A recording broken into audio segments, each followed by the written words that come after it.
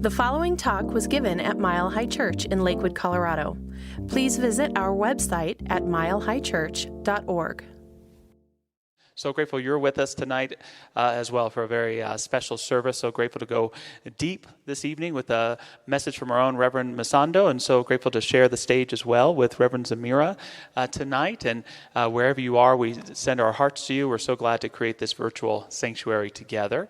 And Masando and Zamira, we've been starting these services off just with a deeper dive, a little bit of conversation. And Masando, I know part of your message tonight has to do with the idea of struggle, which sometimes us positive-minded, healthy-minded folks, we struggle with that concept. And so I just thought I'd throw out to both of you tonight, where is struggle positive in our lives and where is it negative? Yeah, I think we're going to talk a little bit about that. I think, struggle for me is just kind of a part of being human, right? I think we're living in a time when I think we've all had ups and downs, peaks and valleys, strikes and gutters. I even asked Robin, how she's doing, and she's like, well, like every one of us, like all of us, we've had good days and we've had bad days, and that I think that's just sort of the way of it. And I think what I'm noticing is there's a difference between going through the struggle but not having to suffer through it, right? I think in many ways struggling can be really good. I'm a sports fan. I gotta say, I'm gonna be talking about comfort tonight, but one of the creature comforts that I have been fully diving back into is sports. I'm watching all the sports, basketball, hockey, the MLB, and it's all on at the same time right now. It's a little dangerous for me because it can take over all of my free time if I don't let it. But I noticed that for me, that kind of struggle in sports, I look at your team, the Lakers, right? And they lost that first game. But Thanks for reminding me. Yeah, sorry. Well, the Nuggets also got creamed today too. But I look at that team and I look at just LeBron James, one of the best ever. That dude thrives in the struggle. He thrives when he has a challenge.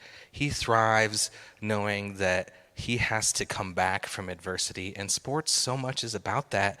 It's about the struggle, the competition. Even just getting in shape is a struggle, and there's pain that's involved in it. But it's beauty, right? There's beauty in it when we can engage in something, not be taken by it, but really let help it make us better. Yeah, I love that, and I think it's a mistaken understanding of our philosophy when we think the purpose of all this positive thinking and spiritual practice is to somehow give us a life where there's no struggle, or this idea that if I'm struggling that there's something wrong with me, when really I'm growing and changing. And I love something that Martin Luther King Jr. taught, this idea that the purpose of faith is not to give us a life of untroubled ease, but it's to give us all the tools that we need to face any of the challenges that are before us. And you also reminded me, Masando, of something that Ram Dass used to say. He said, I could be perfectly wonderful and perfectly horrible at the same time. And 100%. Sometimes we may be experiencing these days, but there's that ability, and I think that's where heroism comes in, or the great sports person, or the great spiritual teacher, or the great leader doesn't deny the struggle, but they utilize it to get even better and to achieve what their potential is. Totally. Yeah. How about for you, Reverend Zamira? No, I totally agree with you. I mean, one of the things that's been really hard for me, you were saying that sometimes we choose a spiritual path and we don't really want to struggle through this struggle. We want to kind of jump ahead. And that's always been my struggle with the struggle, is that I jump too far ahead.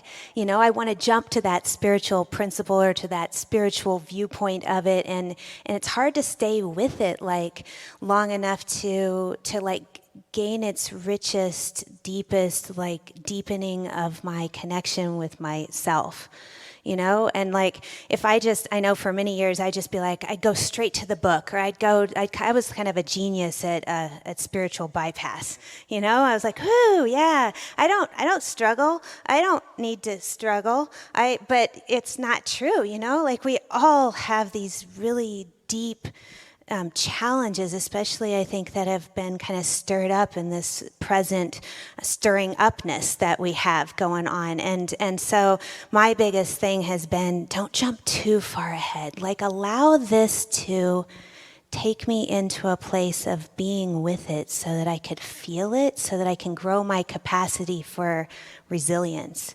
and grow my capacity for being able to be present in it, because it's just hard to stay present in it when it doesn't feel good.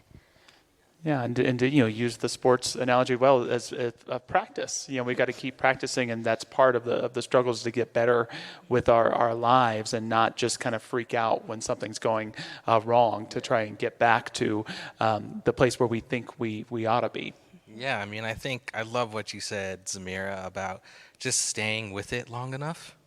I think if we stay with anything long enough, we're going to find like the gift, the wisdom, but we're not like bypassing our way to getting there. Like, we may still end up in the same place that the book that like you're reaching for is going to get you, but there's something organic about and life-giving, I think, about just being in it long enough to allow that wisdom, to allow the gifts that come with it, to allow the beauty, to allow the beauty of the surrender to the struggle, to whatever is happening in front of us itself, to like reveal the divine. I feel like so much of our philosophy actually is about revealing. Like, it's about revealing the good. Sometimes we have to mine it out. Sometimes we have to sit with whatever is long enough for it to show itself. But it always eventually does, right? And that's, I think, what's so beautiful about being alive, being human, having a spiritual life, is like the beauty always will eventually reveal itself to us, like if we stick with it long enough.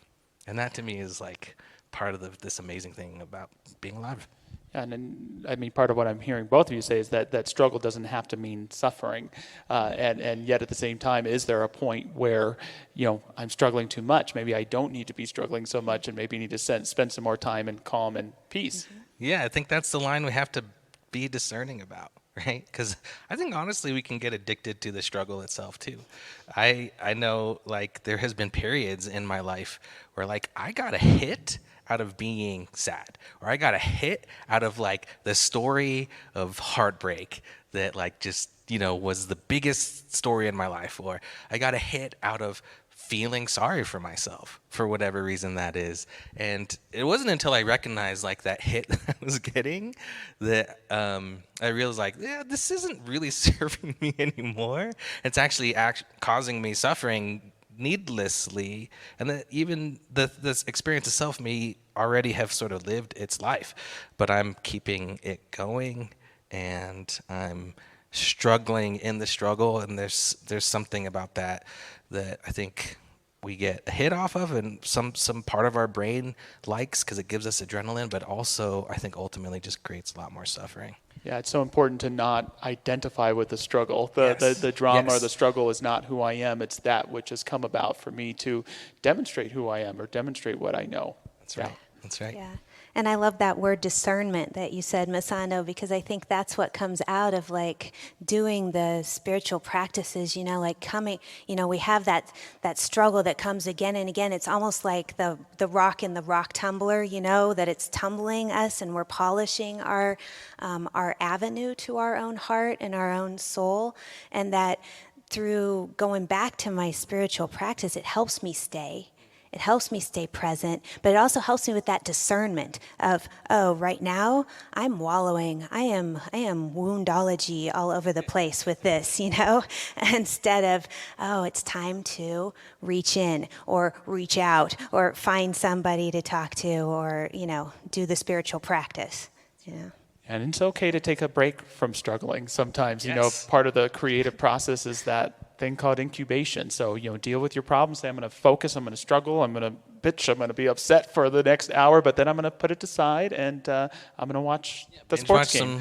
Some sports or Netflix or whatever. And it's amazing how our inner being can sometimes work on that problem, because that's what I've often found is the reason I'm struggling so much is I haven't found who I need to be in the new.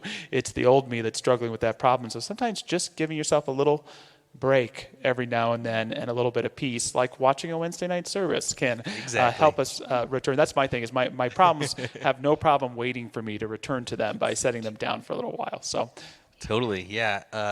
Can I do a shameless plug real quick? yeah. Yeah. I mean, we're undoubtedly like living in some challenging times, some crazy times, some difficult times. And it's hard to know how to stay spiritually grounded and still engaged in the world, not to like put on the blinders, like still be present to what is, but also stay spiritually grounded. So Reverend Zamira and Dr. Barry and Dr. Patty, we're all going to be having a conversation about this in the workshop that's coming up next Saturday. That'll be online, spiritual engagement during difficult times. So yeah, if that's something that's interesting to you, it's a free workshop. It's all love donation based. So come and join us and be part of the conversation.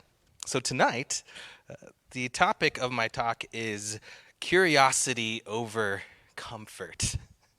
I think it's official. Like, we've all been kicked out of our comfort zones. Like, 2020 is not about that comfy life. I guess in most ways. In some ways, I think my comfort level has increased. I think this is the first time I've put on a belt in a couple weeks.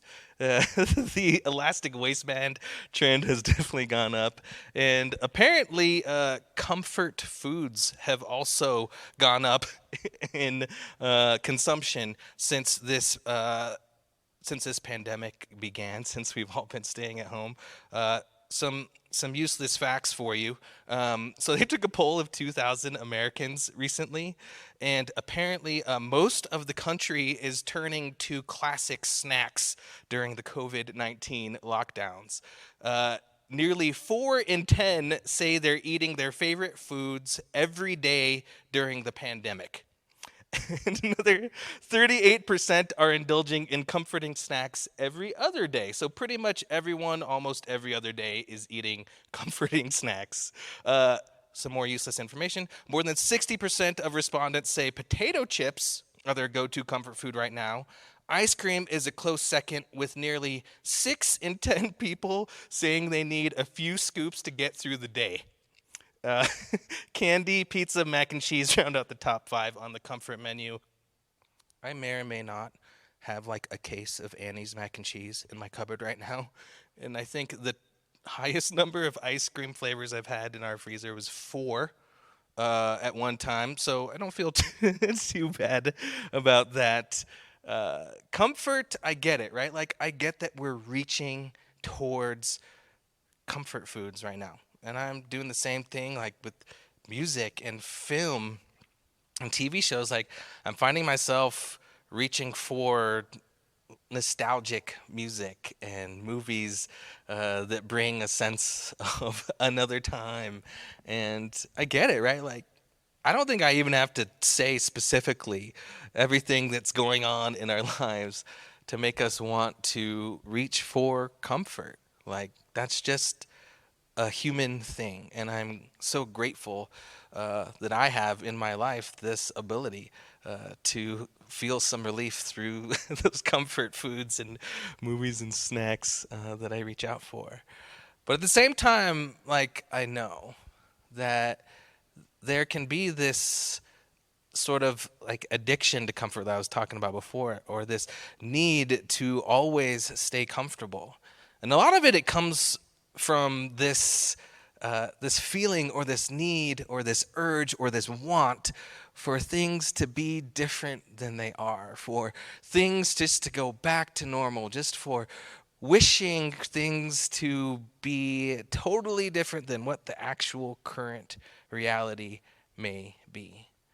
And I realized, like, much like we talked about, in this living room conversation, that tendency, like, when I notice that I'm doing that, just ultimately brings me a lot of suffering, right?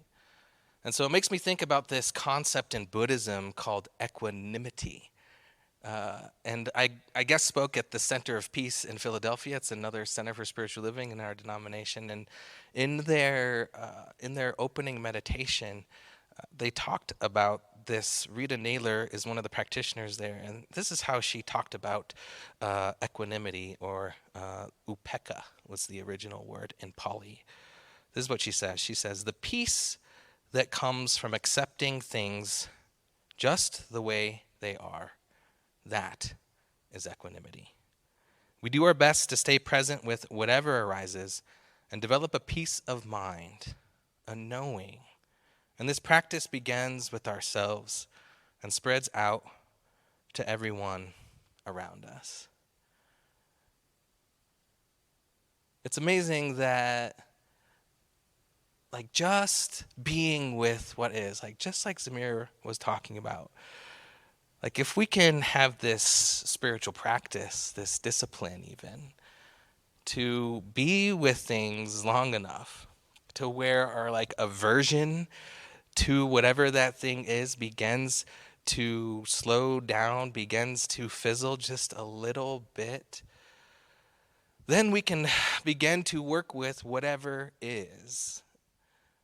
But the only way we can do that is to actually just be with whatever is, to actually be with whatever is showing up in our experience, whatever is happening in the world, whatever is happening in our relationships, in our homes, whatever that is.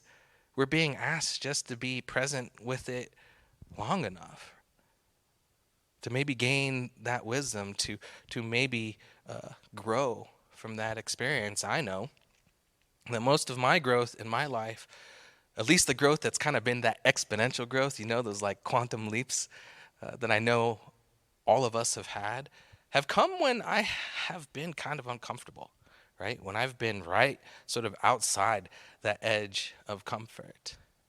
And so much learning can come from that, right? And there's a lot of things to be uncomfortable about, not just having to stay at home,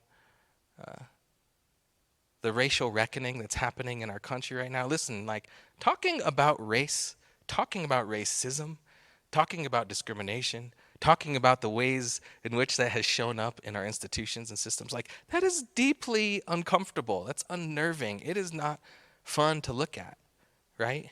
But we know, right, unless we are brave enough, unless we get, comfortable enough through practice with actually talking about race, talking about racism, nothing's going to change, right? So if it's a little uncomfortable to talk about race and racism, and we allow that discomfort to stop the conversation, we know that nothing will change. We know that that growth stops right there too. So Pema Chodron, one of my favorite Buddhist teachers, she talks about it in this way. She says, "There's a common misunderstanding among all human beings who have ever been born on the earth that the best way to try to live is to try to avoid pain and just get comfortable. You can see this even in the insects, animals, and birds. All of us are the same. A much more interesting, kind, adventurous, and joyful approach to life is to begin to develop our curiosity, not caring whether the object of our inquisitiveness is bitter or sweet.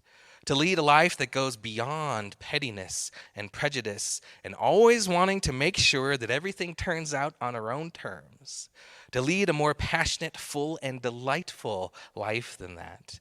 We must realize that we can endure a lot of pain and pleasure for the sake of finding out who we are and what this world is, how we tick and how our world ticks, how the whole thing just is. If we're committed to comfort at any cost, as soon as we come up against the least edge of pain, we're going to run. We'll never know what's beyond that particular barrier or wall or fearful thing." When I first started meditating, especially when I did my first longer 7-day meditation practice, I think when you get into meditation, you think this is going to be the most blissful, incredible, beautiful, Zen experience of my life. I just can't wait for all of the bliss I'm going to experience. And I think for anyone that's actually done that, especially in the first couple days, it is not like that at all. The first couple days, at least for me, was literally dealing with physical pain because I was not used to sitting like on the floor. Even though I'm Asian, I was not raised in an Asian country. I cannot sit on the floor without being in a ton of pain. And so literally my first couple days were just all about like literally working with how uncomfortable I was in my own body. And then not to mention like my mind obsessing over this pain when there were like moments where that wasn't happening, like all I could do was like try to get this Michael Jackson song that was stuck in my head out of my head. You know that song that goes, sometimes I feel like somebody's watching me. Like that was literally in my head all day, every day. Which actually looking back right now is pretty amazing because I think the whole point of meditation, like the whole point of it is to watch yourself. Like, so somebody was watching me. It was me watching me. I'm getting a kick out of that.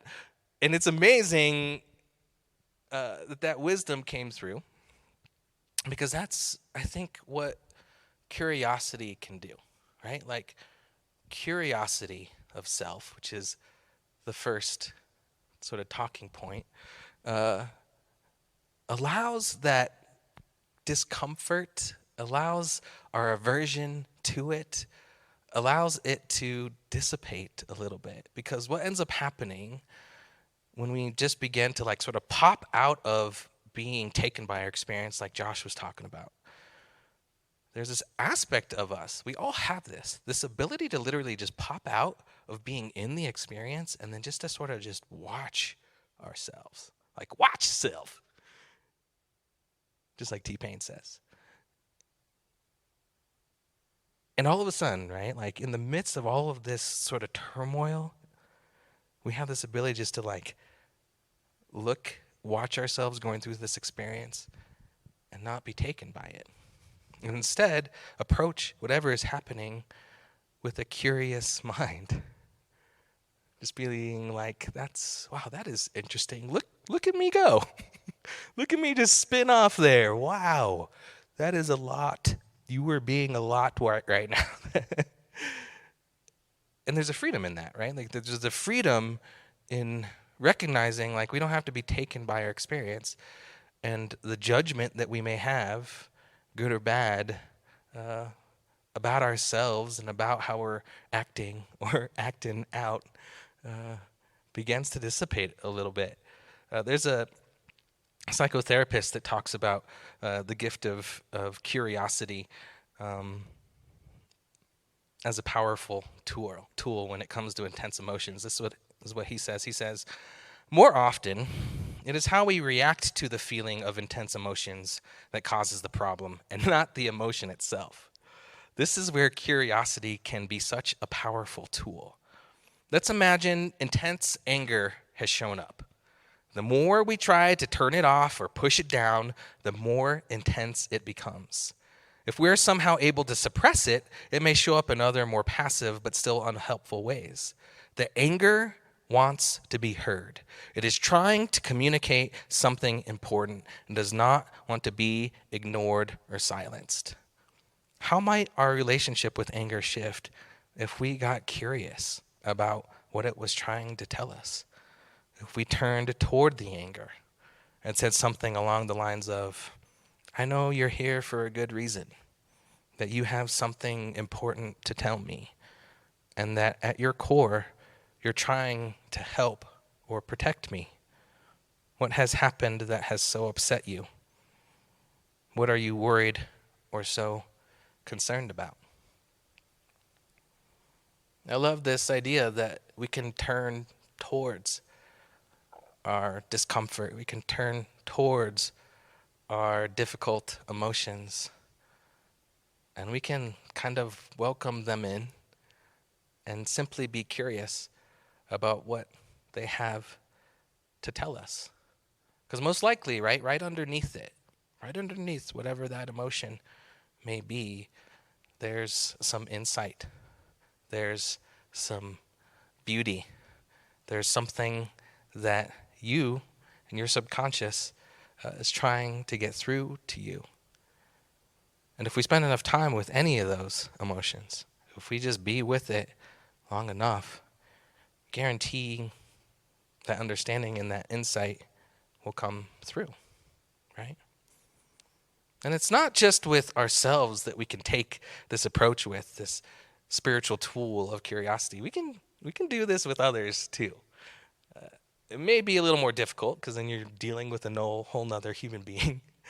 But I find that curiosity can be this thing that can suspend our reaction, that can suspend our judgment, that can just stop just for long enough the ways that we would normally react to maybe like build a bridge of understanding between myself and another person. It makes me think of the St. Francis prayer, which there's two parts to, but usually only the first part, Lord, make me an instrument of your peace, or his hatred, let me so love, blah, blah, blah, But the second part, the words.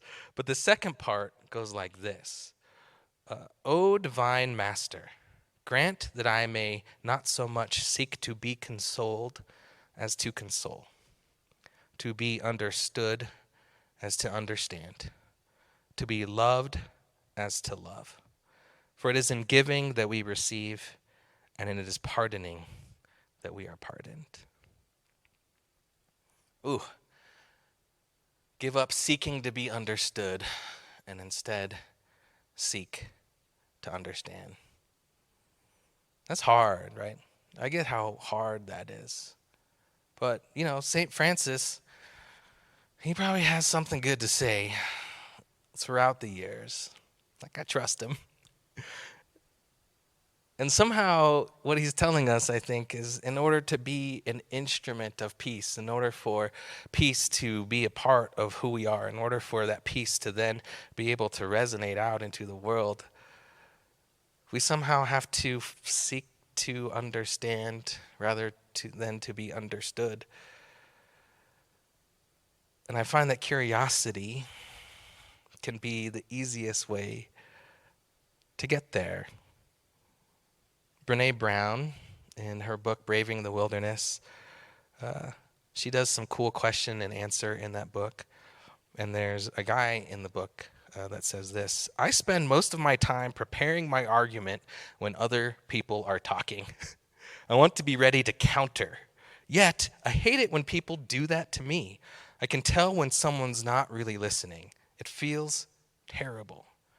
How can you slow things down in the midst of conflict?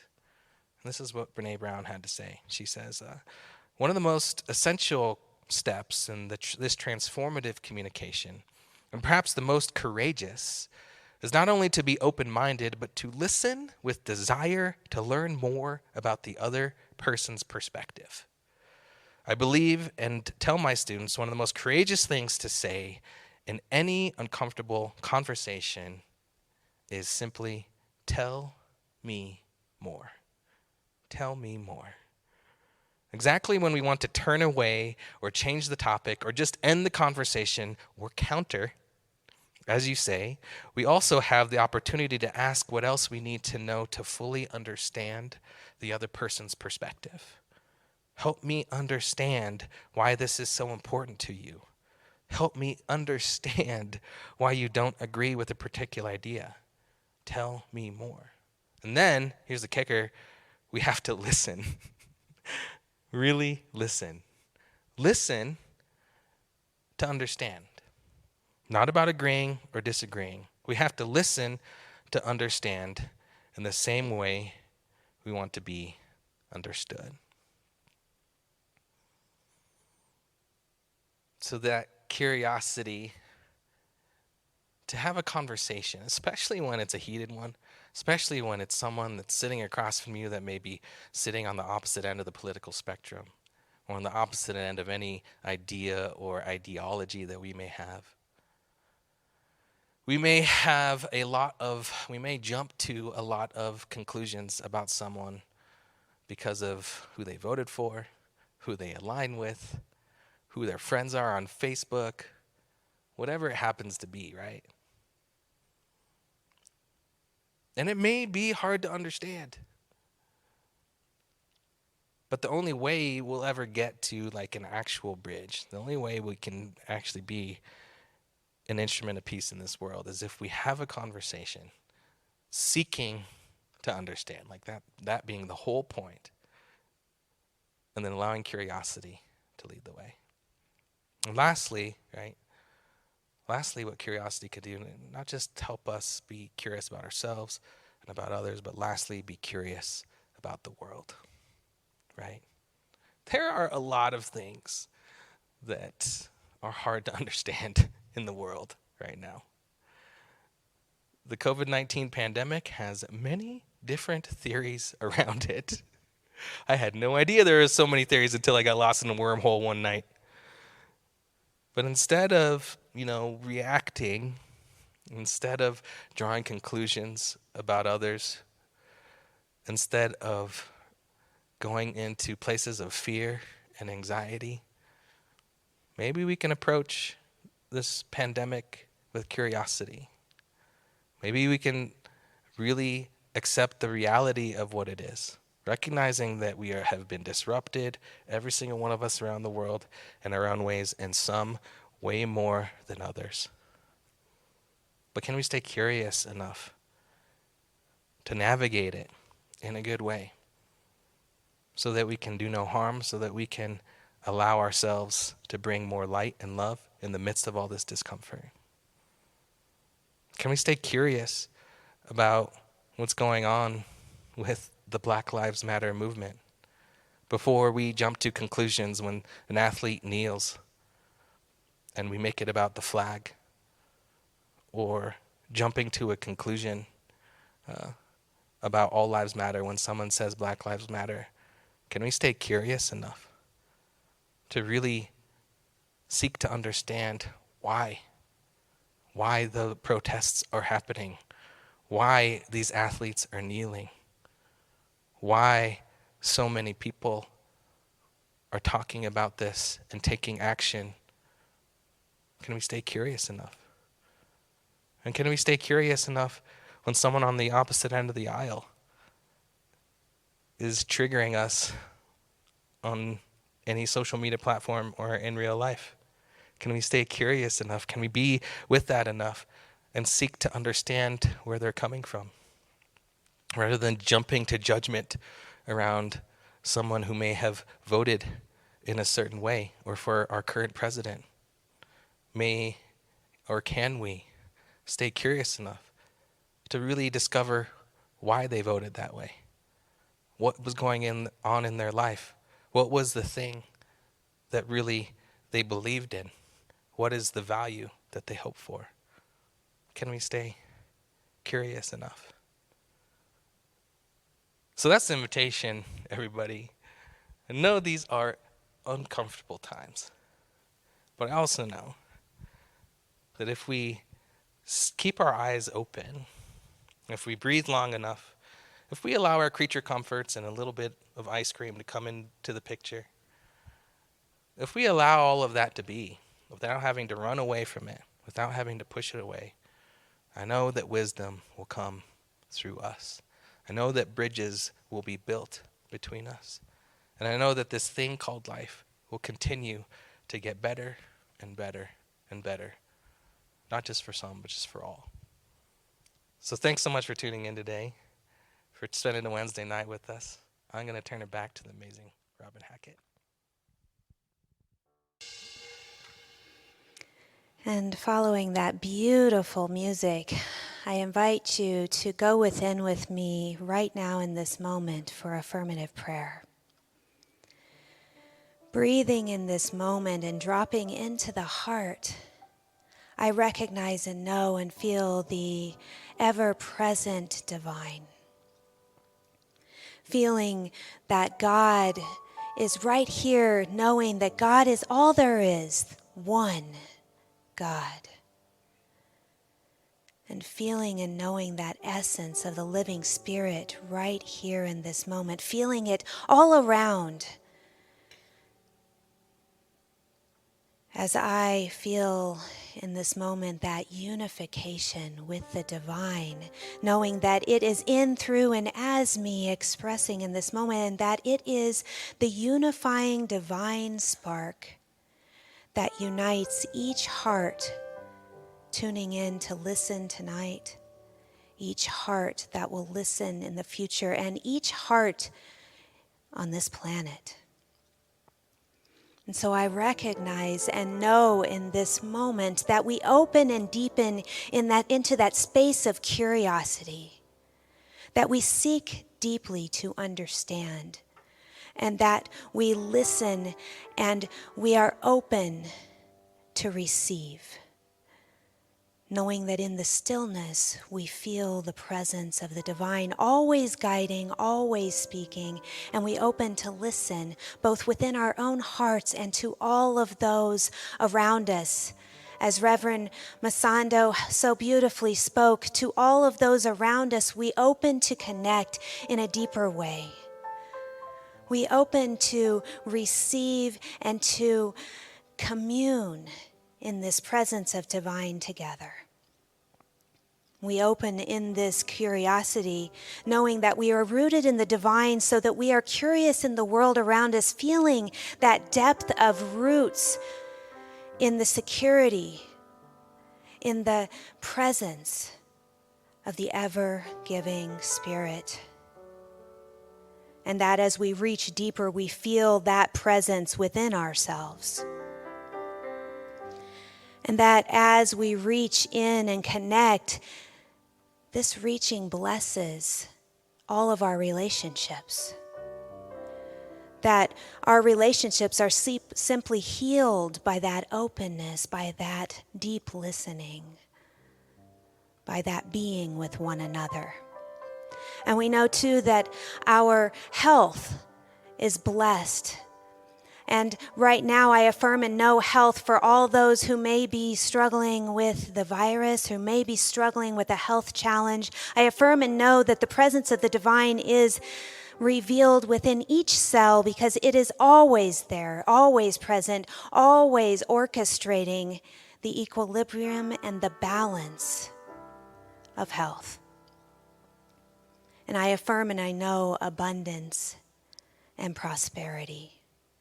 For I know that God is our infinite source, and the infinite potentiality of the divine and the consciousness of prosperity is at work in each heart that is listening to this prayer, and is at work in the community, the greater community of Mile High, the greater community of our world at large.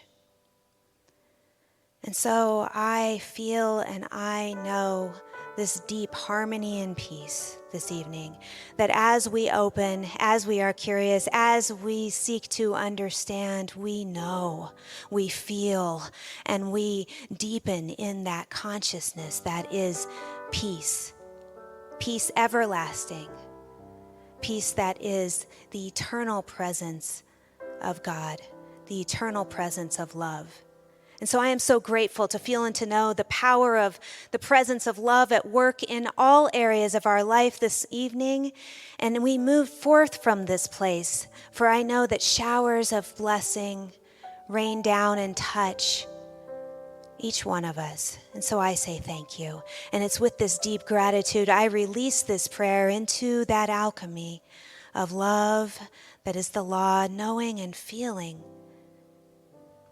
It is done, and so it is. Amen.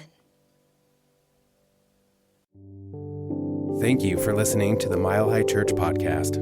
This podcast is made possible by the generous contributions from listeners like you. If you'd like to make a donation, please visit us at milehighchurch.org. Have a fabulous day.